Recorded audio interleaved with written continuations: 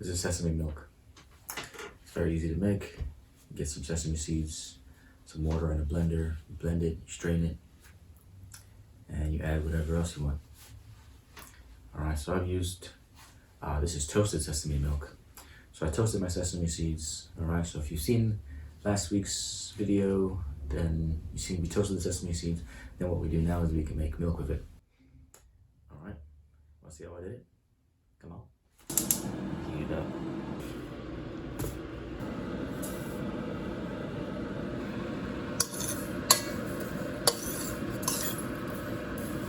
Alright, here it is, toasted sesame.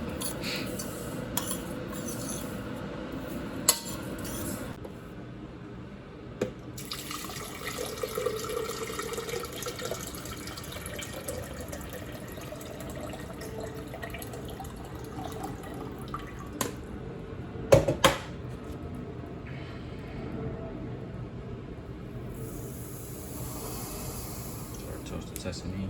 It's about 1 liter of water. About 1 liter.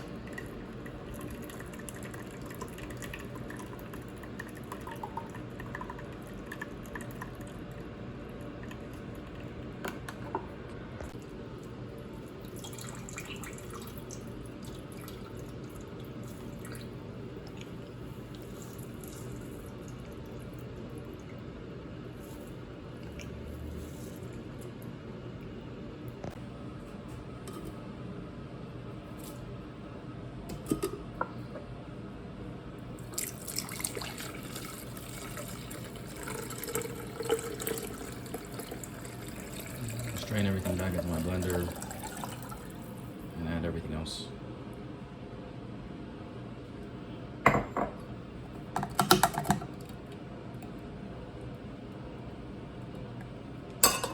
Alright, so we have 2 pitted dates. We have, this is clove powder.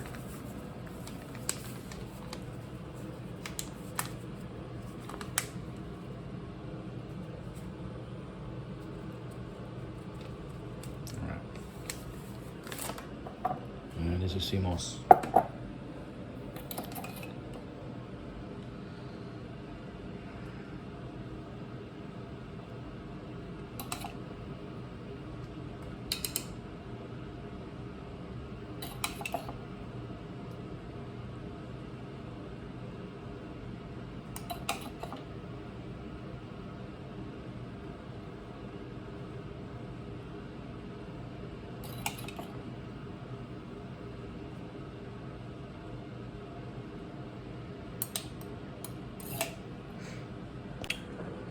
You can also put a dash of sea salt.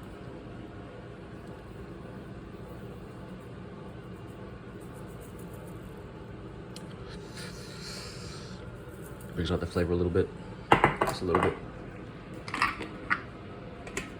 And then fire it up. Here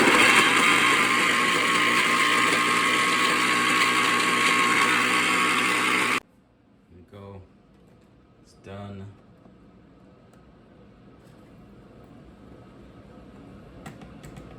This is sesame milk. Toasted sesame milk. If only you could bottle it. Here we go.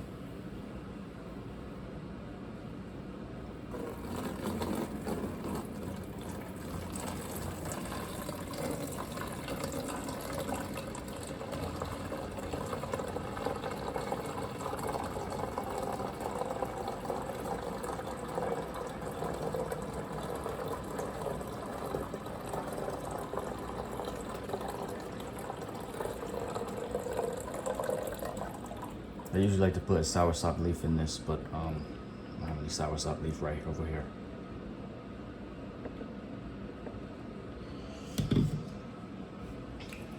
That's it. Then keep this cold, keep this in the fridge. This will last you, I don't know, a few days. Never lasts me more than 24 hours because I drink it. And it's nice, it tastes good. It's a good way to get your sea moss in. So yeah, sesame milk probably lasts you, I don't know, 4 days, 5 days. Keep it in the fridge, you gotta keep it in the fridge though for sure. So the milk we've got is sort of a tan color. It's because we use the toasted sesame. It's because we use the brown sesame.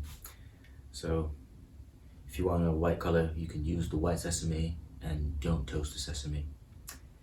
But if you use brown or black sesame, you should toast it because they will be bitter. You'll have a bitter tasting milk, unless you like a bitter tasting milk. So the white sesame, you don't have to toast it, but you can also toast it. If you toast it, it's gonna still have like a tan color.